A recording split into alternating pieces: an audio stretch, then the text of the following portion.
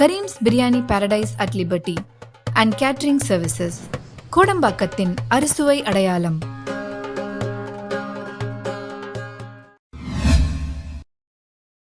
வணக்கம் நண்பர்களே, நான் உங்கள் லெனின் துரைராஜ். இன்னைக்கு நிகழ்வுகள் அரசியல் சூழலை பற்றி நம்மோடு பேசுவதற்காக ரூஸ்டர் நியூஸினுடைய தலைமை ஆசிரியர் அன்புதோழர் ராகுல் அவர்கள் இருக்கிறார். இந்தியாவில் ஒரு மிகப்பெரிய ஜனநாயக திருவிழா, கிட்டத்தட்ட 72 நாட்கள். இந்த திருவிழாவில் அடுத்தது இந்தியாவில் யார் ஆட்சி அதிகாரத்தை பிடிக்கப் போகிறார்கள் என்கின்ற அந்த செய்தி பரபரப்பாக இருக்கிறது. பல ஊடகங்கள் பாரதிய ஜனதா கட்சியினுடைய வேட்பாளர் பிரதமர் நரேந்திர மோடி அவர்கள் மீண்டும் பிரதமராக வருவார் என்ற எண்ணற்ற கணிப்புகளை சொல்லிக் கொண்டிருக்கிறார்கள். இது தொடர்பாக நம்முடைய தலைமை ஆசிரியர் ராகுல் அவர்கள் இருக்கிறார், டெல்லியில் இருக்கிறார். என்ன நடந்து கொண்டிருக்கிறது என்பதை பற்றி தெளிவாக நம்மோடு பேசுவதற்காக இருக்கிறார். தொடர் வணக்கம். நாம் ஏற்கனவே எதிர்பார்த்தபடிதான் இந்த ஒட்டுமொத்த முடிவுகளுமே வருது. பட் எதிர்பார்த்ததை விட நம்புவது அதிகமாக இருக்கு. ஏன்னா நான் தொடக்கத்துல நீங்க பாத்தீங்கன்னா 2-3 வீடியோஸ் சொல்லியிருந்தேன்னா, என்டிஏ கூட்டணி ஆட்சியை பிடிப்பார்கள், இந்தியா அலையன்ஸுக்கு அந்த அளவுல ஆட்சி பிடிப்பதற்கான நம்பர்ஸ் கிடைக்கவில்லை என்றால் கூட என்டிஏவிற்கும் கிடைக்காதுன்னு கூறியிருந்தேன். ஒரு 258 260 சீட்டுகள் என்டிஏ அலையன்ஸுக்கு கிடைக்கும் என்று நாம் எதிர்பார்த்து கொண்டிருந்தோம். பட் இந்த இடத்துல நீங்க பார்த்தீர்கள்னா, ரிபப்ளிக்காக இருக்கட்டும், என்டிடிவி ஆக இருக்கட்டும், நியூஸ் எக்ஸ் ஆக இருக்கட்டும், அல்ல இந்தியா நியூஸ் ஆக இருக்கட்டும், இந்த அனைத்து நபர்களுமே எடுத்து வைத்த கணிப்பு 371 359 மட்டும்தான் ரிபப்ளிக் பாரத் கொடுத்திருக்கிறார்கள். இதே போன்று நீங்க பார்த்தீர்கள்னா, ஜன் கி பாத் எக்ஸிட் போல்ல என்டிஏவிற்கு 377 சீட்டுகள் கொடுத்திருக்கிறார்கள், இந்தியா அலையன்ஸிற்கு 151, அதர்ஸிற்கு 15 சீட் ஷேர்ல நீங்க பார்த்தீர்கள்னா, இந்தியன் நேஷனல் காங்கிரஸ் இருக்கு 52, பிஜேபிக்கு 327. ஓட் ஷேர்ல பார்க்கும்போது என்டிஏவிற்கு 50%, இந்தியா அலையன்ஸுக்கு 35%, மற்றவர்களுக்கு 50%. இந்த ஓட் ஷேர்ல நீங்க பார்க்கும்போது நாம் ஏற்கனவே கணித்தது 34-33. இந்தியா அலையன்ஸுக்கு 35 தான் கிடைத்திருக்கு, அது கரெக்டா இருக்கு. பட் எப்படி என்டிஏவிற்கு 50 நம்பர்ஸ் போனது என்கிற விஷயம் இன்னும் புரியவில்லை. இரண்டாவது, இது வெறும் கருத்து கணிப்பு மட்டும்தான், எக்ஸிட் போல் மட்டும்தான். இதை தாண்டி இதை முழுமையாக நம்ப முடியாது. ஆனால் என்டிஏ ஆட்சியை பிடிப்பார்கள், இதில் எந்த விதமான சந்தேகமும் கிடையாது. ஆனால் அவர்களுக்கு கிடைக்கக்கூடிய அந்த நம்பர் 400 கிடையாது என்கிற விஷயத்தை இப்ப பார்க்க முடிகிறது. அந்த அப்கிபார் 400 பார்க்கிறது இல்லை. பட் இந்த முறையும் ஃபுல் மெஜாரிட்டியில் கிடைக்க போவதை நாம் பார்க்கும் போதுதான் இந்த இடத்துல பல்வேறு கேள்விகள் வருது. முதல்ல நீங்க பார்த்தீர்கள்னா, எப்படி எல்லா எக்ஸிட் போலுமே ஒரே முறையாக கருத்துக்களை எடுத்து வைக்கிறார்கள். 371 371 தான். இன்னொரு பக்கம் நீங்க பார்க்கும்போது, நாம் 2-3 நாட்களுக்கு முன்பே எடுத்து வைத்த நம்பர்ஸ் படி நீங்க பார்த்தீர்கள்னா, இந்தியா அலைன்ஸ் இல்ல என்டிஏவை தாண்டி நீங்க பார்க்கக்கூடிய அந்த ஓட் நம்பர்ஸ் எந்த அளவுல இருந்ததுன்னு, ஓட் போட்டவர்களுடைய அந்த ஓட்டர்ஸ் டர்ன் அவுட் ரேட்டை நீங்க பார்க்கும்போது ஒவ்வொரு தொகுதியிலுமே 18,000, 8,000, 28,000 அந்த மாதிரி எல்லாம் தமிழ்நாட்டுல மட்டுமே இந்த நம்பர்ஸ் அதிகமாக தெரிஞ்சது. இந்த இடத்துல ஏதோ ஒரு விதத்துல தில்லுமுல் நடக்கக்கூடிய பல்வேறு வாய்ப்புகள் இருந்தது. அதற்கான விளக்கத்தை தேர்தல் ஆணையம் கொடுக்க வேண்டும் என்று நாம் கூறியிருந்தோம். இந்த இடத்திலும் அதே விஷயத்தை தான் நானும் எதிர்பார்க்கிறேன். ஏன்னா எந்த எதிர்பார்ப்பும் 10 வருஷம் ஆன்டி இன்கம்பன்சி இருக்கு. இதே மாதிரிதான் 2019லயும் நடந்தது. 2019லயும் ஆன்டி இன்கம்பன்சி இருந்தது. மோடி அவர்களுக்கு எதிராக மக்கள் திரண்டார்கள். இன்னைக்கும் அதே விஷயம்தான். ஆனால் ஏதோ ஒரு விதத்துல 11 நாட்களுக்கு பின்பு ஓட்டிங் டர்ன் அவுட் ரேட்டை எடுத்து காட்டினீர்கள். எந்த கருத்து கணிப்புமே என்டிஏவிற்கு 260 தாண்டி எடுத்துக்காட்டுவதை திடீர் என்று நீங்க பார்த்தீர்கள்னா எல்லாமே 350 370 என்று எடுத்துக்காட்டுகிறார்கள். சந்தேகமாக பார்க்கப்படுது. இல்ல, பொதுவாவே ஆளும் கட்சிக்கு ஆதரவாகத்தானே பல ஊடகங்கள் இருக்கும். இன்னைக்கு நரேந்திர மோடிக்கு ஆதரவாக பல ஊடகங்கள் இருக்கிறது. கடந்த 10 ஆண்டுகளாக வெளிவந்த எக்ஸிட் போல்ஸ்களை நீங்க பார்த்தீர்கள்னா ரொம்பவே அக்யூரேட்டா வருது. எக்ஸிட் போல்ல என்ன வருதோ அதுதான் ரிஃப்ளெக்ட் ஆக தெரிகிறது ஆன் ரிசல்ட் டே. பெரிய அளவுல இவ்வளவு இப்போ நீங்க 350ல இருந்து 250 வர்றதுக்கு வாய்ப்பு இல்லை. 350ல இருந்து 330 320 310 வர்றதுக்கு வாய்ப்பு இருக்கே ஒழிய அப்படியே 100 சீட்டெல்லாம் அதிகமாக எக்ஸிட் போல் எடுத்து காட்டாது. சோ ஏதோ ஒரு விதத்துல நீங்க பாருங்க, 2019ஆம் ஆண்டு தேர்தலுக்கான முடிவுகளை பாருங்க. அதுக்கப்புறம் பல்வேறு மாநில தேர்தல்கள்ல நீங்க வெளிவந்த எக்ஸிட் போல்ஸ்களை பார்த்தீங்கன்னா ரொம்பவே நெருக்கமா இந்த ரிசல்ட் வந்ததை ஒழிய பெரிய மாற்றங்கள் எல்லாம் எங்கேயுமே பார்க்க முடியவில்லை. இந்த எக்ஸிட் போலும் ரொம்பவே க்ளோஸ் நம்பராக இருக்கும்னு நான் நம்புறேன். ஒரு 359 என்டிஏவிற்கு கிடைக்கும் என்று கூறியிருக்கிறார்கள் ரிபப்ளிக் டிவி. அதுதான் எல்லாத்துக்கும் கம்மி. அதே நீங்க வச்சுக்கினீங்கன்னா கூட இந்தியா அலையன்ஸிற்கு 154 சீட்ஸ் கிடைக்கும்னு சொல்றாங்க. மற்றவர்களுக்கு 30 சீட்ஸ் கிடைக்கும்னு சொல்றாங்க. இந்த ரெண்டையுமே நீங்க சேர்த்தீங்கன்னா கூட 200 கூட தாண்டவில்லை இந்தியா அலையன்ஸ் அண்ட் அதர்ஸ். என்டிஏவிற்கு 359 காட்டுறாங்க. போன முறை 353 சீட்டுகள் என்டிஏவிடம் இருந்தது. சோ ஏற்கனவே இருந்ததை விட அதிகமாக தான் காட்டுறார்கள்.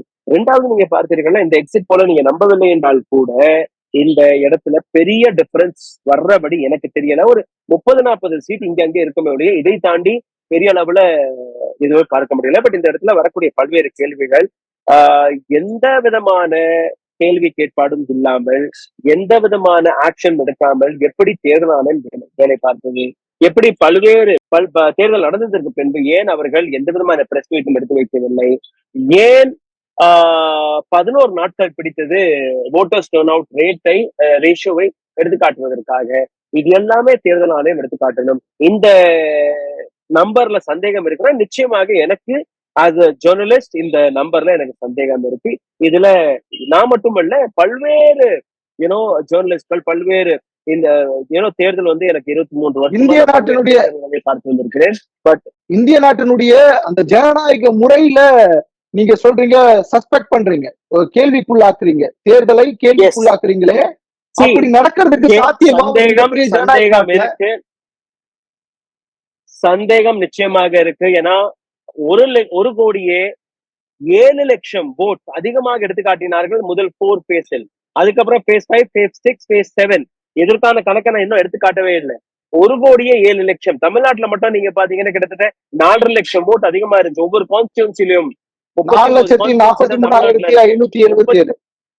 ஆமா ஆமா, கிட்டத்தட்ட 4.5 லட்சம் ஓட்ஸ் வித்தியாசமாக இருந்தது.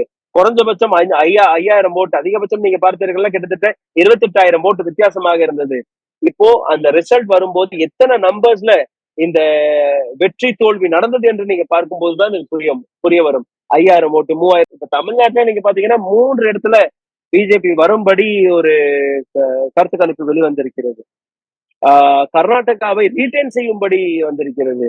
உத்தரப்பிரதேசத்தை ரீட்டைன் செய்யும்படி வந்திருக்கிறது. பட் கிரவுண்டில் இறங்கி பார்க்கும்போது அனைத்துமே எதிராக தானே இருந்ததை ஒழிய எதுவுமே சாத்தியமாக பார்க்க முடியவில்லை.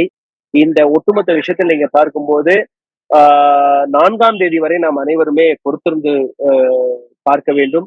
4ஆம் தேதி வரக்கூடிய ரிசல்ட் எப்படி வரப்போகிறது, அதற்கு மேல் இதற்கான ரியாக்ஷன் எப்படி இருக்க போகிறது, உண்மையிலேயே இந்த எக்ஸிட் போல் சரியாக இருக்கிறதா இல்லையா. பட் பெரிதளவுல டிஃபரன்சஸ் வராது, அது எனக்கு தெரியும். பட் எந்த அளவுல அந்த டிஃபரன்ஸ் வரும் என்றுதான் நான் எதிர்பார்த்து கொண்டிருக்கிறேன். இந்த டிஃபரன்ஸ் 357க்கும் மேல போகுமா அல்ல கீழே வருமா என்றுதான் நாம் பார்க்க முடியும். அதாவது அமித்ஷா அவர்கள் சமீபத்தில் என்டிஏ ஆட்சி பிடிக்கிறார்கள். இல்ல அமித்ஷா அவர்கள் ஒரு பேட்டியில சொல்றாரு என்னன்னா, இந்தியா கூட்டணியை சேர்ந்தவர்கள், எதிர்கட்சியை சேர்ந்தவர்கள் தேர்தல் முடிவுக்கு பிற்பாடு இந்தியா முழுவதும் போராட்டத்தை கட்டவிழ்த்து விடுவார்கள் என்று சொல்லி இருக்கிறார். அது எந்த நம்பிக்கையில அவர் சொல்லி இருப்பாருன்னு நினைக்கிறீங்க? அவர்களுக்கே புரியும், ஏதோ ஒரு விதத்துல இந்த தேர்தல் டிரான்ஸ்பரண்டான முறையில நடக்கலை. பல்வேறு இந்து முஸ்லிம் என்கிற ரிலிஜியன் பேசிஸ்ல தான் இந்த தேர்தல், ஒட்டுமொத்த தேர்தல் பிரச்சாரத்தை அவர்கள் கையாண்டார்கள். அந்த வழியில அவருக்கு நன்றாகவே தெரியும் மக்கள் இதை எதிர்பார்ப்புகள், மக்கள் அவர்கள் கொண்டு வரக்கூடிய ரிசல்ட்டை ஏற்றுக்கொள்ள மாட்டார்கள். ஆங்காங்கே கேள்விகள் எழும்பும். அந்த கேள்விகளுக்கான பதில் கொடுக்க திண்டாடுவார்கள் இந்த நபர்கள். தேர்தல் ஆணையம் இதற்கான பதில் கொடுக்க திண்டாடும், அரசாங்கம் இதற்கான பதிலை கொடுக்க திண்டாடும். ஒரு சில நாட்களுக்கு வேணால் பிஜேபியினர்கள் அல்ல என்டிஏ சப்போர்ட்டர்கள் கொண்டாடுவார்கள். பட் வெளிவரக்கூடிய பல்வேறு தகவல் அதை மறைக்க முடியாது. ஏன்னா பல்வேறு இடங்கள்ல இருந்து இது போன்ற தேர்தல்களை கண்காணிப்பதற்கான பல்வேறு டீம் வேலை பார்க்கும். உண்மை நிச்சயமாக வெளிவரும். அந்த உண்மை வெளிவரும் போது இந்த தேர்தலை எப்படி நடத்தினார்கள் என்கிற கேள்வியும் வெளிவரும். அதாவது இப்போ இந்த இந்தியா கூட்டணியினுடைய கூட்டம் நடைபெற்றிருக்கிறது. அந்த கூட்டத்துல இருந்து வெளியில வந்த அகிலேஷ் யாதவ் அவர்கள் ஒரு பேட்டியை கொடுத்திருக்கிறார். இந்தியாவில் ஒரு மிகப்பெரிய பூகம்பம் வந்திருக்கிறது, நிச்சயமாக இந்தியா கூட்டணி 270 சீட்டுகளுக்கு மேல வந்து ஜெயிக்கும்னு சொல்லியிருக்காரு. ஒண்ணு. இன்னொன்னு அரவிந்த் கெஜ்ரிவால் அந்த கூட்டணியில இருந்து வெளியில வந்து அரவிந்த் கெஜ்ரிவால் அரவிந்த் கெஜ்ரிவால் சொன்னது ரொம்ப முக்கியமா பார்க்கப்பட வேண்டியதுன்னு நான் நினைக்கிறேன். எல்லாருமே அவர் சொல்ல இருக்கின்றது 290 சீட்டுகள் ஜெயிக்கும் அப்படின்றத சொல்லியிருக்கிறார். சார் எல்லாருமே அப்படிதான் சொல்லுவார்கள், இதெல்லாம் நீங்க நம்ப கூடாது. அரவிந்த் கெஜ்ரிவால் யாரும் சொல்றது நம்ப கூடாது. பட் இந்த இடத்துல நான் சொல்லக்கூடிய விஷயம் எக்ஸிட் போல் கடந்த 10 வருஷமா வந்தோ அது அப்படிதான் வந்திருக்கு. எப்படி எக்ஸிட் போல் வருதோ அப்படிதான் ரிசல்ட் வந்துட்டு இருக்கு. பட் இந்த ரிசல்ட்டுக்கும் எக்ஸிட் போலுக்கும் இருக்கக்கூடிய அந்த எப்படி இந்த அளவுல இந்த கருத்து கணிப்பு கரெக்டா பிஜேபிக்கு சாதகமாக மாறிக்கொண்டிருக்கிறது. 10 வருஷத்திற்கான ஆன்டி கரன்சி எத்தனையோ கேள்விகள், பிரைம் மினிஸ்டர் மோடியோடைய உரைகள்ல நீங்க பார்த்தீர்கள்ல பல்வேறு பொய்கள் மட்டும் ஒட்டுமொத்த சோஷியல் மீடியாவை எடுத்து சொன்னீர்கள்னா ஒட்டுமொத்த சோசியல் மீடியாவில் பிரதமர் மோடிக்கு எதிராக ஒரு மிகப்பெரிய ட்ரோல் கான்டென்ட் வெளிவந்தது. இங்க கிரவுண்டில் நீங்க பார்த்தீர்கள்னா 80 கோடி மக்களுக்கு கொடுக்கப்பட்ட அந்த ராஷன் அது ரொம்பவே முக்கியமாக பார்க்கப்பட வேண்டும். ஏன்னா இன்னைக்கும் நேரத்திற்கு கையில 100 ரூபாய் இருக்குமா இல்லையா என்று திண்டாடக்கூடிய பல்வேறு குடும்பங்கள் இருக்கிறார்கள். அவர்கள் அனைவர் மனதில் ஒரு விஷயம் ஆழமாக பிடித்தது, பிரைம் மினிஸ்டர் மோடி தான் எங்களுக்கு 5 கிலோ ராஷனை வழங்கி எங்களுடைய வயிற்றை நிரப்பி வருகிறார். முக்கியமாக நீங்க பார்த்தீர்கள்னா பீகார், உத்தரப்பிரதேஷ், வெஸ்ட் பெங்கால், ஒரிசா, மத்திய பிரதேஷ் இது போன்ற மாநிலங்கள் மிகவும் ஏழ்மையாக இருக்கக்கூடிய மாநிலங்கள் தன்னை மூடிக்கொண்டு பிஜேபிக்கு முத்திரையை குத்தி வருகிறார்கள், பிஜேபியை ஓட்டு போட்டு வருகிறார்கள். முதலில் தேர்தல் ஆணையம் இது போன்ற பாலிசிஸ்களை இது பிரைம் மினிஸ்டர் மோடி ஓபனாக பேட்டி கொடுக்கிறார். உங்களுக்கு 5 கிலோ ராஷனை கொடுத்தது யார், நான் கொடுத்தேன்னு சொல்றாரு. அதுவே ஒரு பெரிய டிராபாக இருந்திருக்க வேண்டும். உடனடியாக தேர்தல் ஆணையம் பிரைம் மினிஸ்டர் மோடிக்கு எதிராக ஒரு ஆக்ஷனை எடுத்திருக்க வேண்டும். இது போன்று நீங்க பேசக்கூடாது என்று அரசாங்கத்துடைய எத்தனை வருஷத்துக்கு நீங்க இலவச ராஷனை வழங்கி கொண்டு இருக்கிறீர்கள், அந்த இலவச ராஷனை வைத்து எந்த அளவுல ஓட் வங்கியை நீங்க முடக்கி கொண்டிருக்கிறீர்கள் என்கிற அந்த கேள்வியே யாருமே கேட்கவில்லை. 80 கோடி மக்கள் இந்தியாவில் இருக்கக்கூடிய மொத்த ஓட்டு பேங்கே 100 கோடி தான். அந்த 100 கோடி மக்கள்ல 80 கோடியை விட்டு விடுங்கள். அந்த 80 கோடி மக்கள்ல இருந்து ஒரு 20-25 கோடி மக்கள் இந்த இவருடைய பொய் பிரச்சாரத்திற்கு கையாண்டார்கள் போதுமே, அங்கே ஓட்டு போயிடுச்சு. So this is a extreme ஒரு டேஞ்சரஸான சிச்சுவேஷன். இந்த நாட்டு கான்ஸ்டிடியூஷனை காப்பாற்றுவதற்கும் இந்த நாட்டு டெமோக்ரஸியை காப்பாற்றுவதற்கும் கிடைத்த ஒரு கடைசி வாய்ப்பை இந்தியா இழக்கப் போகிறதை பார்த்து நான் ரொம்பவே வேதனையாக இருக்கிறேன். ஏன்னா இதற்கு அப்புறம் இந்தியாவில் இருக்கக்கூடிய கான்ஸ்டிடியூஷனாக இருக்கட்டும், இந்தியாவில் இருக்கக்கூடிய டெமோக்ரஸியை நீங்க காப்பாற்ற முடியுமா என்பதே ஒரு மிகப்பெரிய கேள்வியாக மாறப்போகிறது. டிக்டேட்டர்ஷிப் தன்னுடைய உச்சகட்டத்தில் தாண்டவமாடும் அடுத்த 5 வருடத்திற்கு. இன்னும் நம்ம பார்ப்போம். ஜூன் 4ஆம் தேதி வரைக்கும் இருக்கு, இன்னும் 3 நாள் இருக்கிறது. எப்படி வேண்டுமானாலும் மாறலாம். அதே போல நீங்க சொன்ன விஷயம் சந்தேகப்பட வேண்டிய தேவை இருக்கிறது. நான் சென்னையில இருப்பேன் நேரடியாக. நாளைக்கு நான் சென்னை வந்து நம்ம விவாதிப்போம், நேரடியாக நம்ம விவாதிப்போம். ரொம்ப நன்றி தோழர், ரொம்ப நன்றி நன்றி நன்றி நன்றி. ஊடகம் கார்ப்பரேட் அரசியல்வாதிகளின் கைப்பாவையாக அடிமைகளாக இருந்தது போதும், இனி சாட்டை எடுத்து சுழற்றும் நேரம் வந்துவிட்டது. ஊடகம் பொதுமக்களாகிய உங்களுக்காக உங்களாலேயே இயக்கப்பட வேண்டும். ஊடக சுதந்திரத்திற்காக உங்களின் பங்களிப்பை இன்றே அளித்திடுங்கள்.